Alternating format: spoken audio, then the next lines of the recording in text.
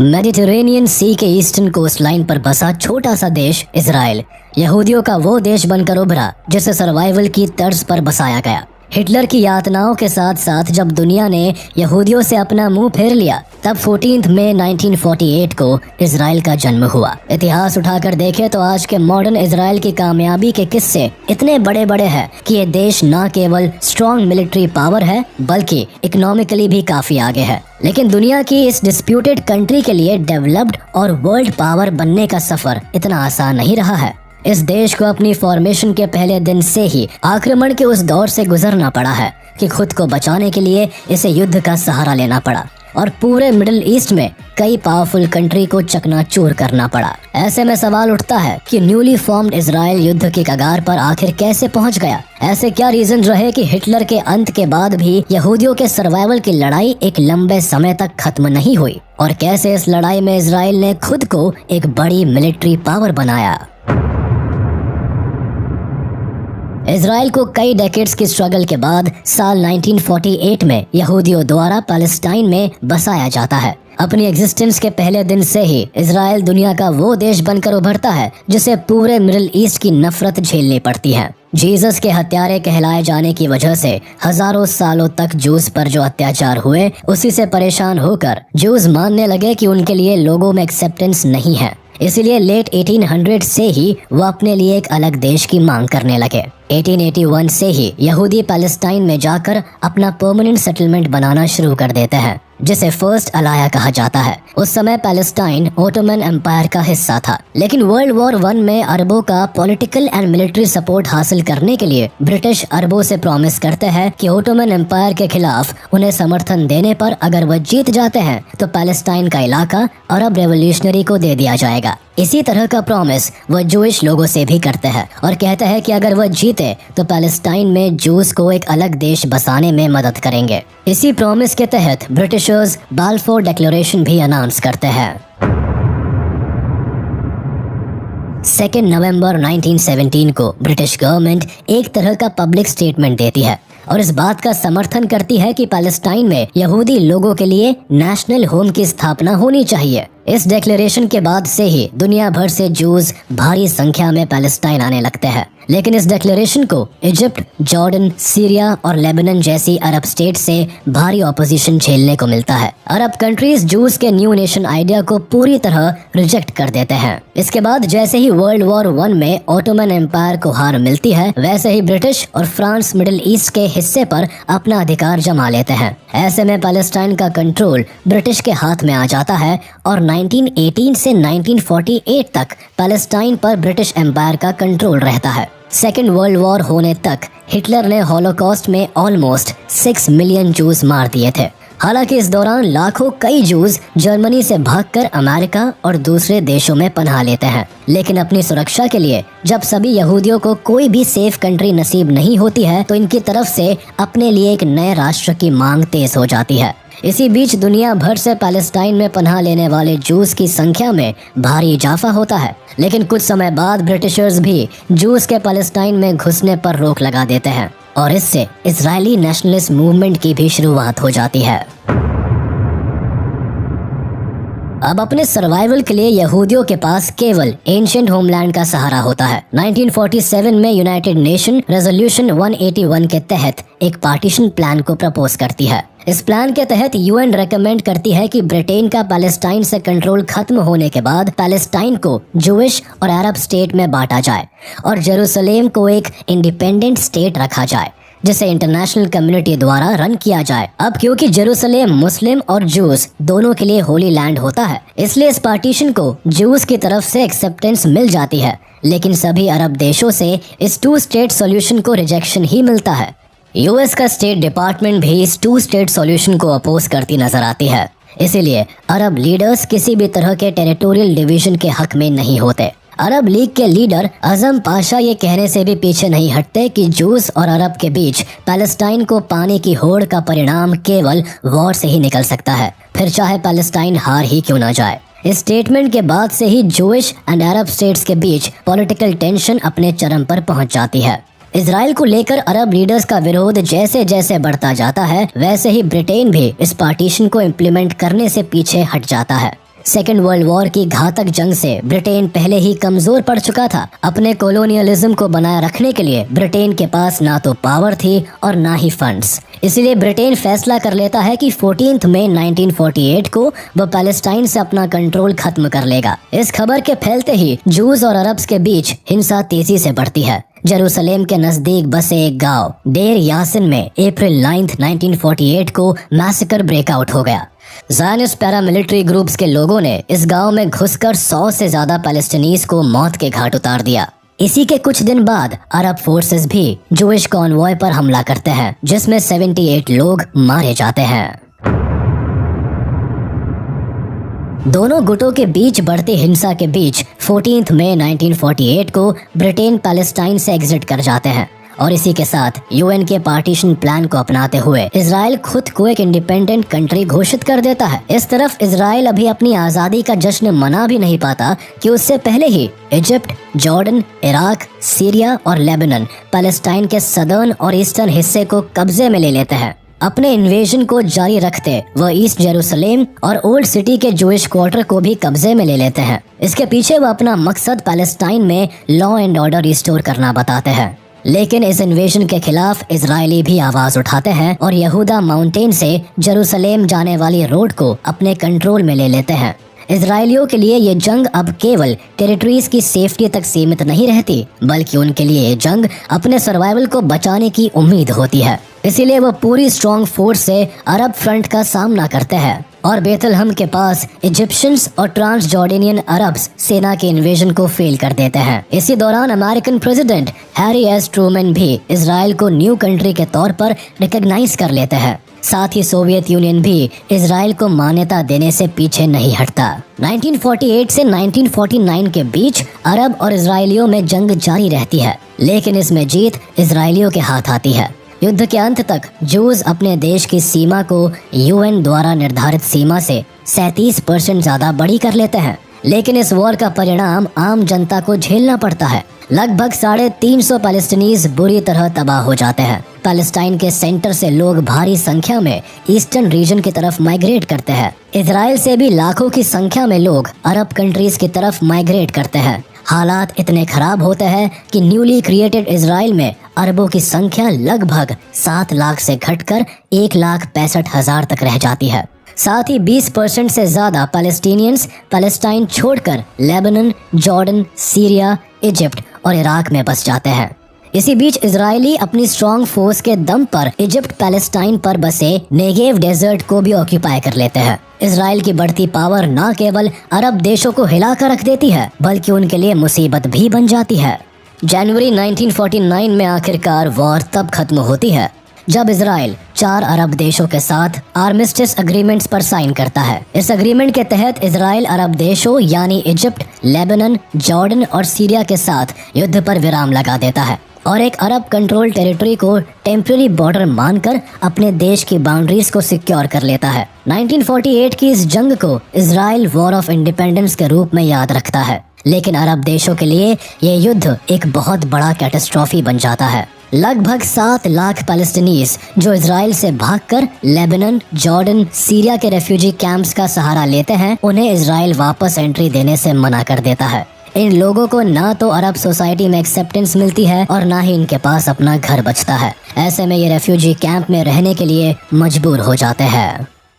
Israel और अरब countries के बीच war तो खत्म हो जाती है, लेकिन पॉलिटिकल टेंशन खत्म होने का नाम नहीं लेती। इसकी सबसे बड़ी वजह अरब स्टेट से उठी 2 डिमांड्स होती है, जिसे इजराइल एक सिरे से नकार देता है। दरअसल अरब देश इजराइल से मांग करते हैं कि वह यूएन पार्टीशन प्लान के तहत निर्धारित टेरिटरी तक सीमित रहे और कब्जा की गई टेरिटरी से विड्रॉ कर ले। इसके अलावा अरब देश ये भी मांग करते हैं कि पैलेस्टीनियन रेफ्यूजीज को इजराइल दोबारा लौटने का अधिकार मिले, लेकिन इजराइल इन दोनों मांगों को रिजेक्ट कर देता है। एक तरफ जहां पैलेस्टीनियन को इजराइल से बाहर का रास्ता दिखा दिया जाता है, वहीं 7 से 9 लाख जूस को अरब कंट्री से भी एक्सपेल कर दिया जाता है। इससे होता यह है कि इजराइल और उसके पड़ोसी देशों में सिचुएशन चाकू की नोक पर रहती है और यहूदियों के खिलाफ साजिशों का चक्रव्यूह जारी रहता है। 1956 में इजिप्ट और इजराइल के बीच मामला तब और बिगड़ जाता है जब इजिप्ट सुएज कैनाल पर अपना एक अधिकार जमा लेता है और एक बड़े सुएज कैनाल क्राइसिस को जन्म देता है। दरअसल 1956 से पहले सुएज कैनाल को ब्रिटेन और फ्रांस द्वारा कंट्रोल किया जाता था। व्यापार के लिहाज से ये सी रूट काफी इंपॉर्टेंट था।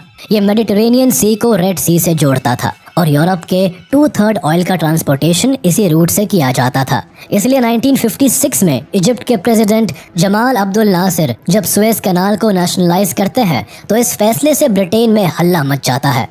इसके अलावा इजिप्ट गल्फ ऑफ अकाबा को इजराइल के लिए ब्लॉक कर देता है। इससे इजराइल का रेड सी एक्सेस ब्लॉक हो जाता है और इसीलिए इजराइल भी ब्रिटेन के साथ मिलकर इजिप्ट के खिलाफ युद्ध में उतरने के लिए राजी हो जाता है। सुएज कैनाल क्राइसिस को लेकर ब्रिटेन, फ्रांस और इजराइल मिलकर इजिप्ट पर अटैक करने का सीक्रेट प्लान बनाते हैं। इस कड़ी में सबसे पहले इजराइल इजिप्ट के गाजा और सिनाई पेनिनसुला को इन्वेड करता है और फिर सुएज कैनाल जोन की तरफ मूव करते हुए पूरे ईस्ट पेनिनसुला को कैप्चर कर लेता है। 2 दिन बाद ब्रिटेन और फ्रांस भी इस युद्ध में कूद पड़ते हैं और सबसे पहले पोर्ट सैड और पोर्ट फाउथ का कंट्रोल अपने हाथ में ले लेते हैं। इस बीच यूएसएसआर भी इनडायरेक्टली इस युद्ध में अपनी रुचि दिखाता है और मिडिल ईस्ट में अपने फुटहोल्ड जमाने के लिए चेकोस्लोवाकिया के साथ एक आर्म्स डील करता है। इस आर्म्स डील से इजिप्ट को सोवियत से वेपन्स की सप्लाई मिलती है और सोवियत यूनियन और इजिप्ट की नजदीकियां बढ़ जाती है। लेकिन इन दोनों नेशंस की बढ़ती नजदीकी अमेरिका को जरा भी रास नहीं आती।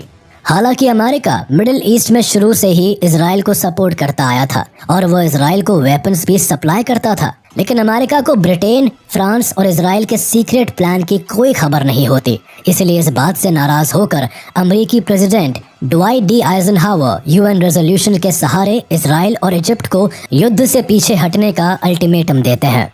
साथ ही ब्रिटेन और फ्रांस को भी सुएज कैनाल जोन छोड़ने की चेतावनी देते हैं। इस चेतावनी का जब इजराइल, ब्रिटेन और फ्रांस पर कोई असर नहीं पड़ता, तब 6 नवंबर 1956 को अमेरिका, ब्रिटेन और फ्रांस को दिए जाने वाले बड़े लोन्स कैंसिल करने की धमकी देता है। साथ ही तीनों नेशंस पर बड़े इकोनॉमिक सैंक्शंस थोपने का ऐलान कर देता है। इस फैसले के बाद ब्रिटेन और फ्रांस सुएज कैनाल से अपनी सेना हटा लेते हैं और इजराइल को भी पीछे हटना पड़ता है। ये जीत इजिप्ट को मिडिल ईस्ट पर पॉलिटिकल कंट्रोल दे देती है। अब्दुल नासिर अरब देशों के हीरो बनकर उभरते हैं, लेकिन इजराइलियों को इस वॉर में करारी शिकस्त मिलती है। इजराइल को सुएज कैनाल जोन को छोड़ना पड़ता है, लेकिन उसे स्ट्रेट ऑफ तिरान से अपने व्यापार को अंजाम देने का अधिकार मिल जाता है। 1956 से 1967 के बीच जहां इजिप्ट की सोवियत यूनियन से करीबी बढ़ती चली जाती है, वहीं यूएस अपना झुकाव इजराइल की तरफ मोड़ लेता है।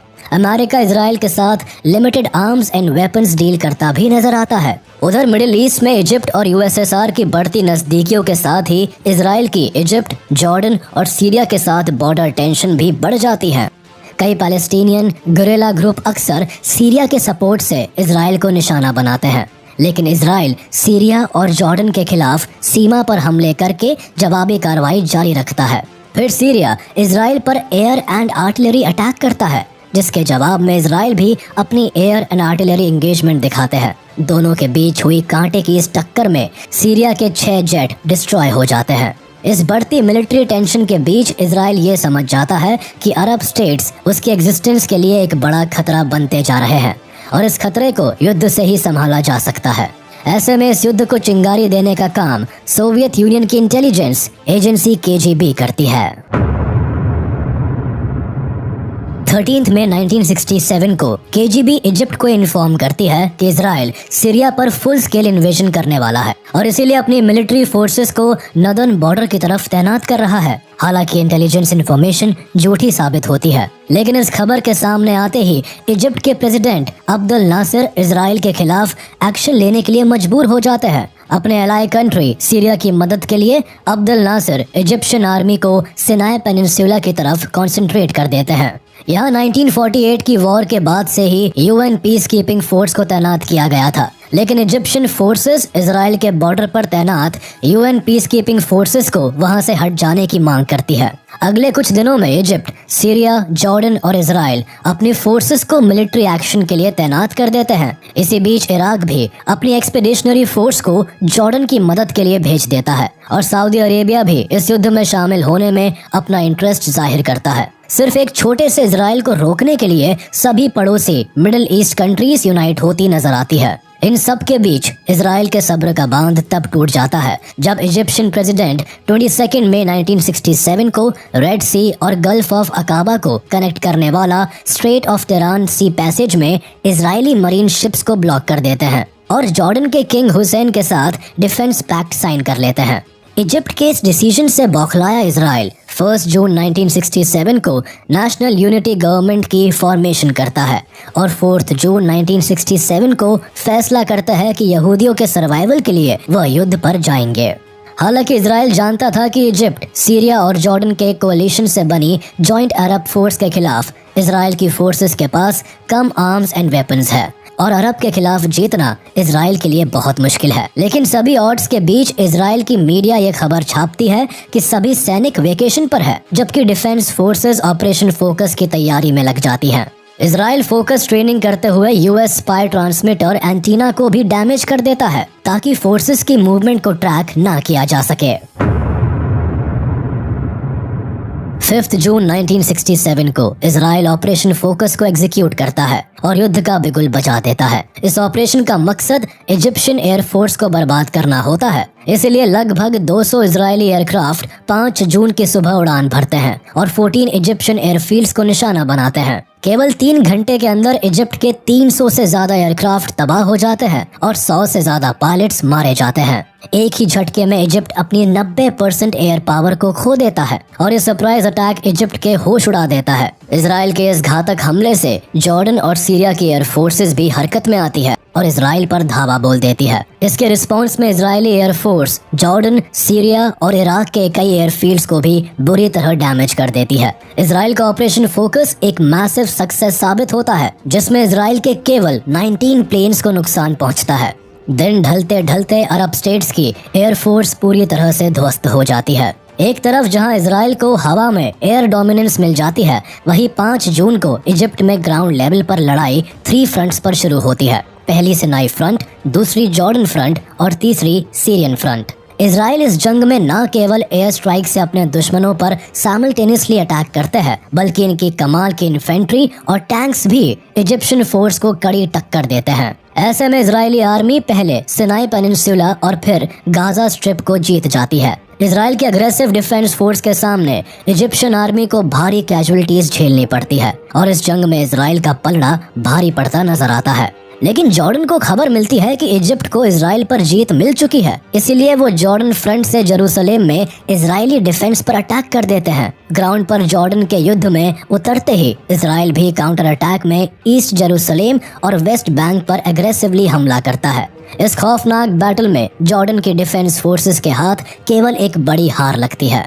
7 जून का दिन इजराइल के लिए खुशखबरी लेकर आता है। इस दिन इजरायली फोर्सेस जेरूसलेम की ओल्ड सिटी को कैप्चर कर लेते हैं और वेस्टर्न वॉल पर प्रार्थना करके अपनी जीत की खुशी मनाते हैं। इजराइल की ये खुशी जॉर्डन के लिए एक बहुत बड़ा झटका लेकर आता है, क्योंकि जेरूसलेम की ओल्ड सिटी इसके हाथ से निकल चुकी होती है। 8 जून को इजिप्ट यूएन रेजोल्यूशन के इंटरफेरेंस से सीज फायर को एक्सेप्ट कर लेता है। इसीलिए 9 जून को इजराइल अपनी अटेंशन सीरिया की तरफ शिफ्ट करता है और नदर्न ईस्टर्न बॉर्डर पर इस नेशन से जंग में उलझ जाता है। यहाँ इजरायली डिफेंस फोर्सेस जी जान लगाकर लड़ते हैं और सीरिया के स्ट्रेटेजिक रीजन गोलन हाइट्स में घुस जाते हैं। जैसे जैसे लड़ाई टेंस होती है, इजरायली सैनिक अपनी ब्रेवरी का सबूत देते हुए गोलन हाइट्स को भी कैप्चर कर लेते हैं और दूसरे ही दिन सीरिया पर अपनी जीत के झंडे गाड़ देते हैं। केवल 6 दिन तक चली इस जंग में छोटा सा इजराइल मिडिल ईस्ट के बड़े बड़े नेशंस को घुटने टेकने पर मजबूर कर देता है। 5 जून से शुरू हुई ये फाइट 10 जून 1967 को तब रुकती है जब सीरिया भी सीज फायर को एक्सेप्ट कर लेता है।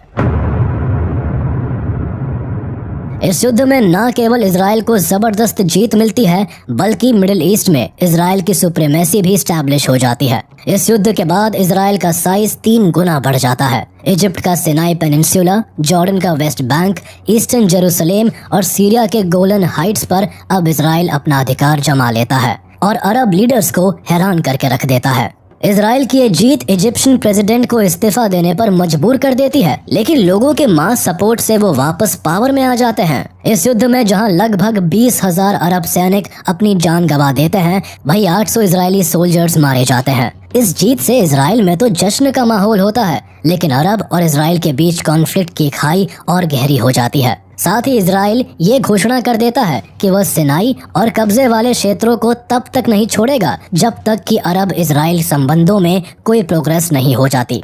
दूसरी तरफ वॉर में मिली इस शिकस्त को लेकर ही अगस्त 1967 में अरब लीडर्स सूडान की कैपिटल खार्तूम में मिलते हैं और इजराइल के खिलाफ नो पीस, नो रिकॉग्निशन और नो नेगोशिएशन प्रॉमिस करने वाला रेजोल्यूशन पास करते हैं। इस रेजोल्यूशन का मतलब ये होता है कि अरब स्टेट्स ना तो इजराइल के साथ शांति समझौते पर हस्ताक्षर करेंगे और ना ही इस देश को मान्यता देंगे। इस रेजोल्यूशन से इजरायली अरब कॉन्फ्लिक्ट की आग और बढ़ जाती है और पैलेस्टीनियन लोगों में भी नेशनलिस्ट की भावना राइज होने लगती है। इस हार से पूरे मिडिल ईस्ट में मॉडर्न रेडिकल इस्लामिक और फंडामेंटलिस्ट मूवमेंट्स भी चरम पर पहुंचते हैं। जनता की मांग होती है कि पैलेस्टीनियन स्टेट को दोबारा उसकी हिस्टोरिक टेरिटरी में बसाया जाए। 1970 में जब अनवर अल सादत इजिप्ट के प्रेसिडेंट बनकर सत्ता में आते हैं, तो इजिप्ट एक भयंकर इकोनॉमिक क्राइसिस से गुजर रहा होता है। ऐसे में वो इजिप्ट के सिनाई पेनिनसुला को इजराइल से वापस पाने की कोशिश करते हैं, क्योंकि उसकी इकोनॉमिक वैल्यू इजिप्ट के लिए जरूरी होती है।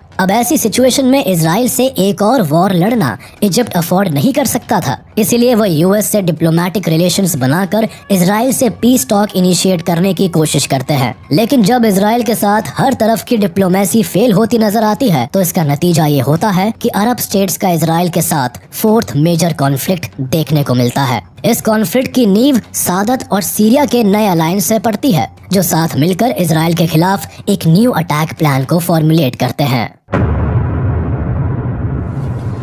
इजराइल पर हमला 6 अक्टूबर 1973 को प्लान किया जाता है, जो कि जूइश कैलेंडर का सबसे होलीएस्ट मंथ होता है। इसी का फायदा उठाकर Egypt forces operation Badr launch करती है और सुएज कैनाल के ईस्टवर्ड डायरेक्शन से इजरायली लाइंस पर हमला करती है और वाटरवेज को पार करके बार-लेव लाइन को कैप्चर करने में सफल होती है। उधर सीरिया की डिफेंस फोर्सेस नॉर्थ की तरफ से आगे बढ़ती है और 2 घंटे के अंदर ही इजराइल का विंटेज पॉइंट इजराइल आई को कैप्चर करने में सफल होती है। सीरिया का कोऑर्डिनेटेड ऑफेंसिव अटैक इजराइल पर पहले दिन भारी पड़ जाता है, लेकिन 24 घंटे के अंदर इजराइल अपनी 2 आर्मर्ड डिवीजन को मूव करता है और सीरिया के जश्न को गम में बदल देता है। इजराइल सीरियन आर्मी को खदेड़ते हुए सीरिया की टेरिटरी को कैप्चर कर लेता है। अपने एलाय को हारते देख इराक, सऊदी और जॉर्डन भी अपनी सेनाओं को सीरियन फ्रंट पर भेजते हैं और देखते ही देखते बाकी अरब स्टेट्स भी युद्ध में शामिल हो जाते हैं। फिर भी इजरायली मिलिट्री फोर्स सीरिया की डेमास्कस सिटी में 33 किलोमीटर अंदर तक घुसने में कामयाब रहते हैं और कई नई टेरिटरीज को ऑक्यूपाई कर लेते हैं। दूसरी तरफ इजिप्ट का भी कुछ ऐसा ही हाल होता है। केवल 10 ही दिन में इजरायली फोर्सेस इजिप्शियन फोर्सेस को सीज फायर से पीछे ढकेलने में कामयाब हो जाते हैं और इजिप्ट की कैपिटल सिटी कायरो के करीब पहुंच जाते हैं। इजराइल की एग्रेसिव पावर इजिप्ट के छक्के छुड़ा देती है। अपने सभी ऑफेंसिव अटैक्स में इजिप्ट बुरी तरह पिटता नजर आता है। 22 अक्टूबर को यूनाइटेड नेशंस इंटरफेयर करते हुए एक सीज फायर लागू करते हैं, लेकिन ना तो इजराइल इस लड़ाई को खत्म करने के मूड में होता है और ना ही इजिप्ट सीरिया दूसरी हार को एक्सेप्ट करना चाहते हैं। 25 अक्टूबर को यूएस और सोवियत के प्रेशर में आकर इजिप्ट और इजराइल सीज फायर एग्रीमेंट को मानने के लिए तैयार हो जाते हैं। इसीलिए 11 नवंबर को दोनों देशों के बीच एक formal ceasefire agreement sign किया जाता है। दूसरी तरफ सीरिया के साथ इजराइल की जंग कई महीनों तक जारी रहती है और आखिरकार मई 1974 में सीरिया भी इजराइल के साथ सीज फायर एग्रीमेंट साइन करने के लिए तैयार हो जाता है। यहाँ US secretary of state Henry Kissinger के डिप्लोमेटिक मूव्स के चलते Israel UN cease fire zone तक अपने मिलिट्री फोर्सेस को विड्रॉ कर लेता है और सीरियन फ्रंट पर ऑक्यूपाइड टेरिटरी से भी पीछे हट जाता है।